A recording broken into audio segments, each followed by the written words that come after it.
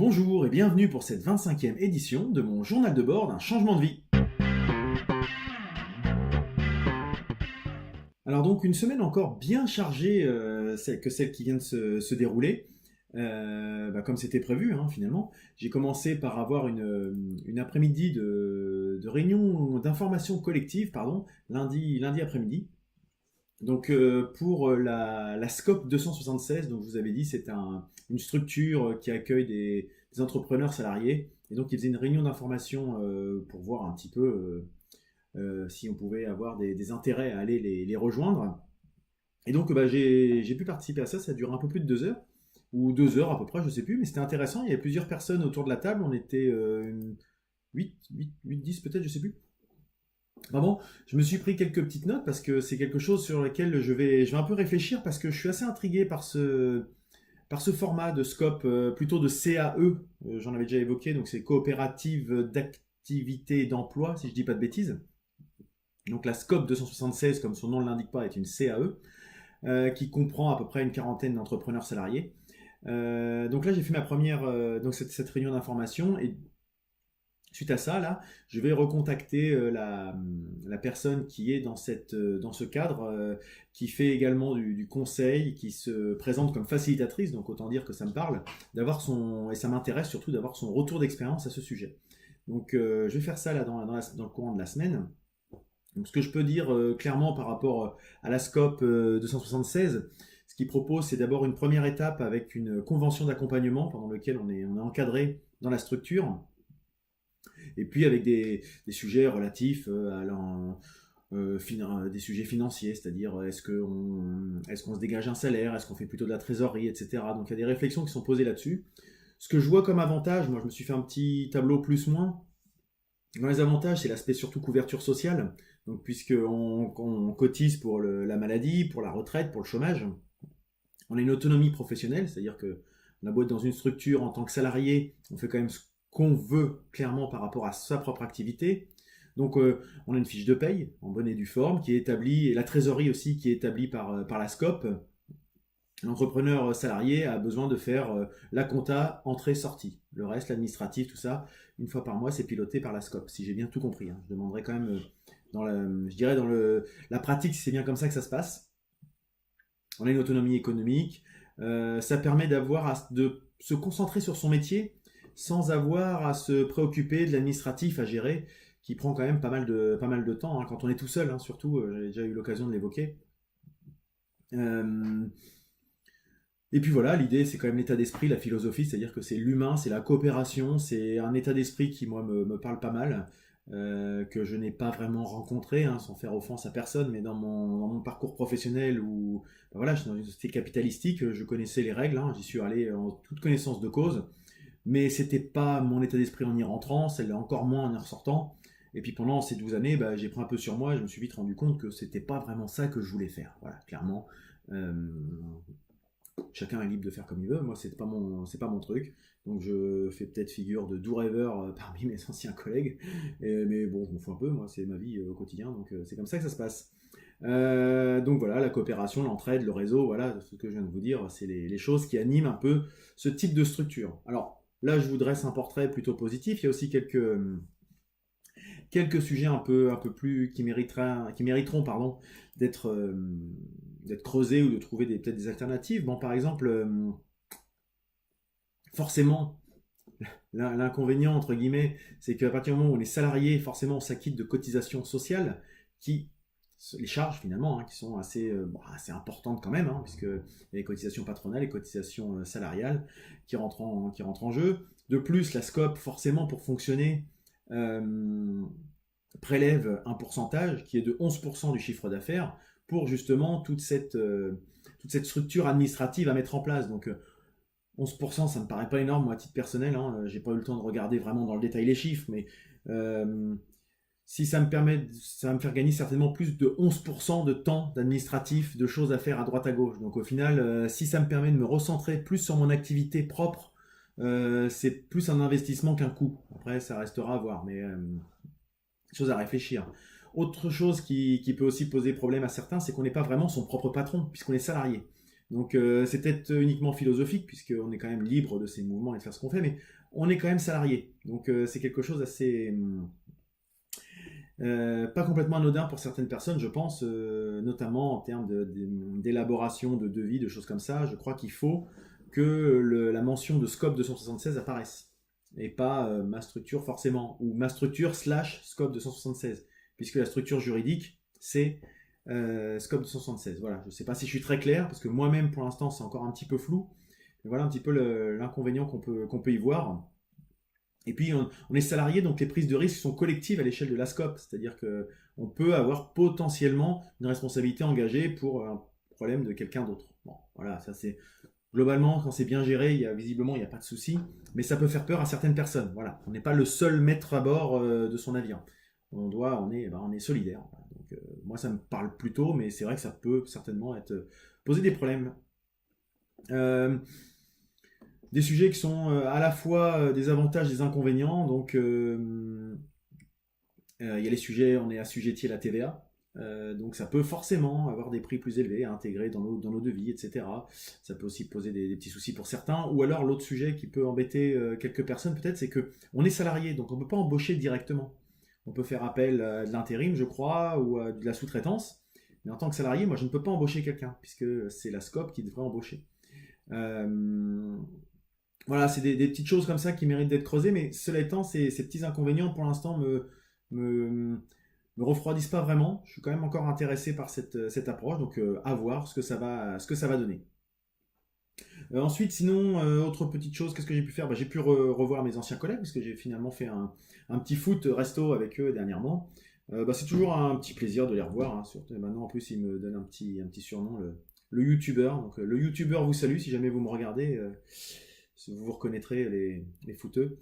Bah, en tout cas, c'était un super moment, voilà, d'aller courir avec les anciens collègues que maintenant je considère plus comme des copains, quoi, voilà, comme ça, que comme des collègues. Parce que sinon, je continuerai pas forcément de les voir. Donc voilà, c'est qu'il reste quelque chose de sympathique à discuter avec toutes ces personnes de façon totalement sincère.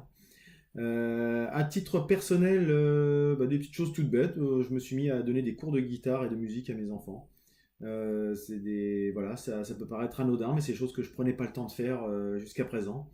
Et puis là, bah, on ne sait pas pourquoi, un petit déclic avec les enfants, leur apprendre les bases du solfège, les bases de plein de choses. Euh, voilà, ça m'a pris tout le mercredi après-midi de faire ça avec les enfants en alternant par rapport à leurs activités réciproques. Quand l'un est en activité, moi je faisais de la musique avec l'autre et inversement après, parce tout ça s'enchaîne. Donc voilà, c'est pas grand chose, mais c'est des moments intéressants à passer, sympas. Et puis moi, ça me permet aussi, à titre perso, de me remettre un peu au niveau, de remettre les bases. Mais c'est surtout de passer un petit moment avec eux et puis de leur transmettre. Voilà, c'est l'aspect transmission. C'est quelque chose que j'aime bien faire. C'est pour ça que je fais ces vidéos. C'est pas uniquement pour voir ma tronche et puis pour mon ego. Parce que j'aime bien transmettre des choses, des expériences ou des connaissances. Dans ce cas-là, j'en ai pas énormément de connaissances en musique, mais comme ils sont encore petits, ça leur suffit pour un peu avoir une approche, je dirais, minimale avant de vouloir se lancer peut-être de façon un peu plus approfondie dans l'activité. Et puis bah, le gros de la semaine, j'y viens, ça a été le début du stage 5 jours pour entreprendre qui est ouais, organisé par la CCI Rouen-Normandie ou Rouen Métropole, enfin ils ont plusieurs noms, Rouen Elbeuf Dieppe, je sais plus. Il y a plusieurs noms qui circulent, mais de toute façon, quoi qu'il en soit, c'est la CCI de mon agglomération. Et vraiment, bah, j'ai passé 2 jours pour l'instant, donc les 14 premières heures de stage formation sur les 35 heures et donc 5 jours. Alors le premier jour, j'étais un petit peu... Les premières minutes, j'étais un peu circonspect, je me suis dit mince.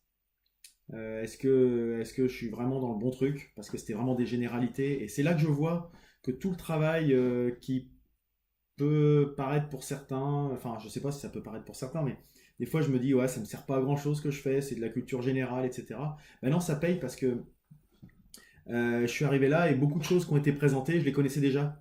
Parce que j'avais fait des formations en ligne, comme dont je vous ai déjà parlé, parce que je lis beaucoup de bouquins à droite à gauche, parce que je me renseigne, je me documente, etc.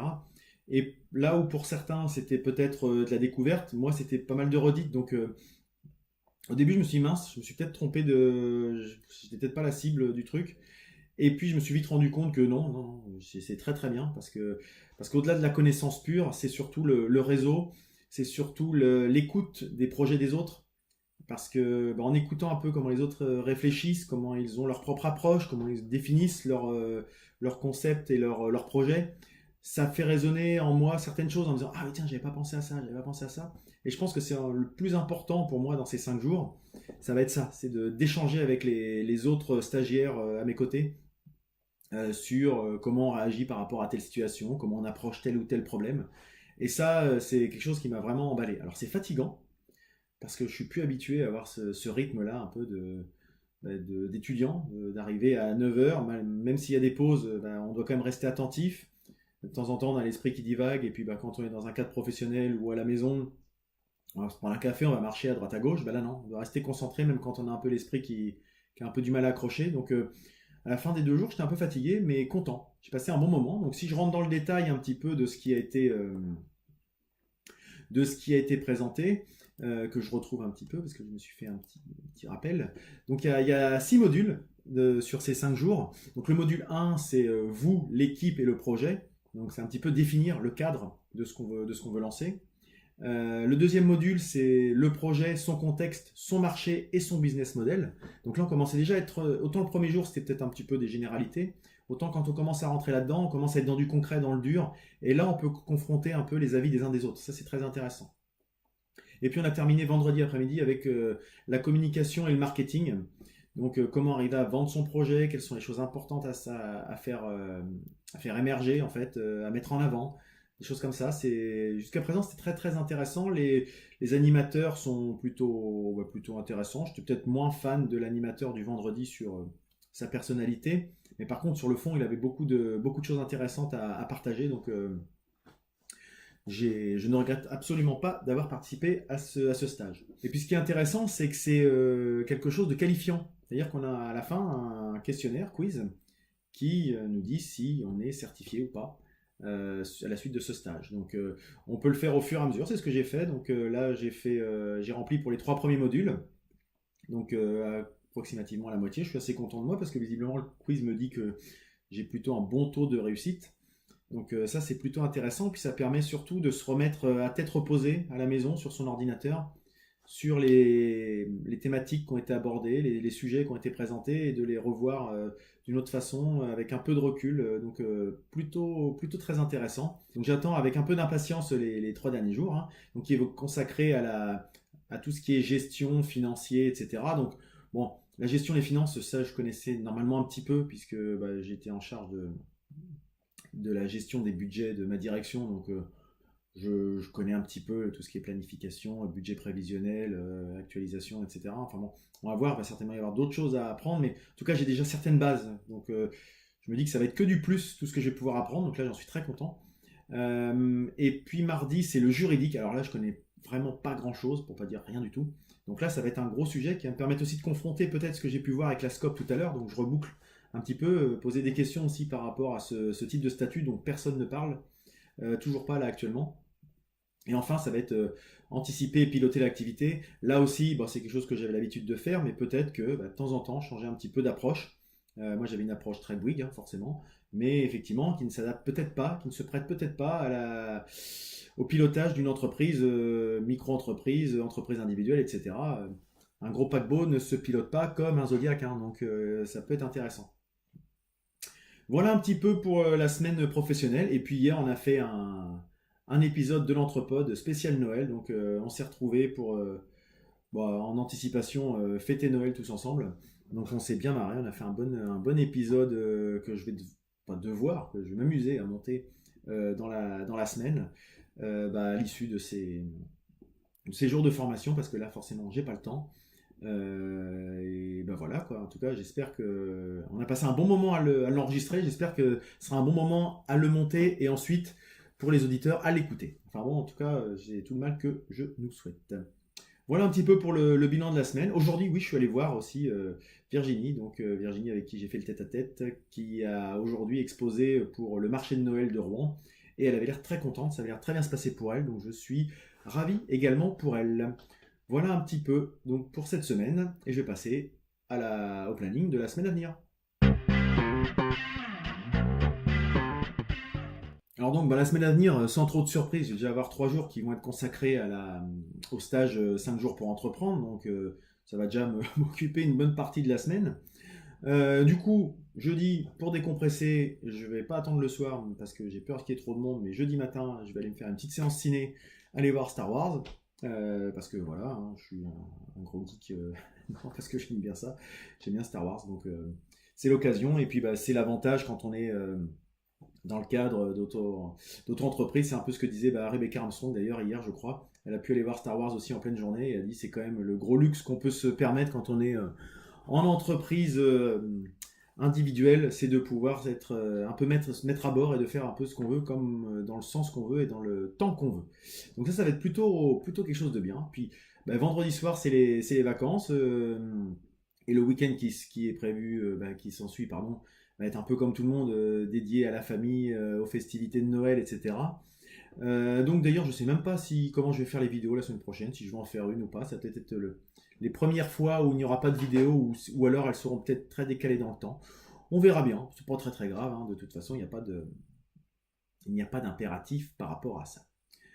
Voilà un peu pour la semaine qui devrait être encore une fois assez dense. Et puis monter l'entrepode et le mettre en ligne. Donc vous voyez, je risque de pas trop m'ennuyer cette semaine encore une fois. Et je vais quand même pas me plaindre non plus, je m'éclate à faire ce que je fais. Ça va être le moment de faire la recommandation de la semaine. Donc cette semaine, j'ai pas vraiment pris le temps de préparer une recommandation, mais je vais quand même vous présenter quelque chose, puisque c'est quelque chose dont je vous ai déjà parlé, qui m'avait été recommandé d'ailleurs par une de mes spectatrices, Blandine, avec qui j'avais fait un Skype. C'est l'outil Trello. Trello, depuis que j'ai découvert ça, que Blandine m'a fait découvrir ça, ici à la maison, mon épouse l'utilise professionnellement, personnellement pour plein de choses. Moi, je l'utilise pour mes divers projets, etc. Donc, c'est un outil de gestion de projet avec où on glisse les cases de l'un à l'autre. Donc, on se crée des tableaux. Moi, j'ai un tableau journal de bord, j'ai un tableau l'entrepôt, j'ai un tableau projet professionnel, etc. Je me suis même remis le M3 Journal sous cette forme. Donc ça fonctionne très bien. Et on fait glisser les choses d'une colonne à l'autre. En fait, on se crée des colonnes, pour simplifier, hein. Et ces colonnes, on met des tâches dedans autant qu'on veut. Dans ces tâches, on peut mettre des commentaires, on peut mettre des checklists, on peut mettre plein de choses. Enfin, c'est plein de fonctionnalités diverses et variées, à chacun de se les approprier en plus. C'est-à-dire que moi, je ne peux pas vous dire il faut l'utiliser comme ci, comme ça, machin. Chacun, une fois qu'on l'utilise, qu'on a compris comment ça fonctionne, derrière, chacun le personnalise comme il veut. Et c'est vrai que dans le cadre de l'entrepôt, on l'a utilisé. Et puis toute l'équipe qui a commencé à mettre le nez dedans un peu trouve ça génial.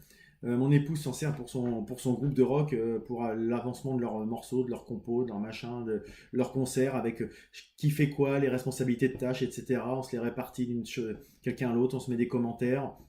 Mais vraiment, c'est quelque chose de très très très intéressant et potentiellement très puissant. Donc, je vous invite à utiliser Trello, T-R-E-2-L-O. Donc, un outil gratuit.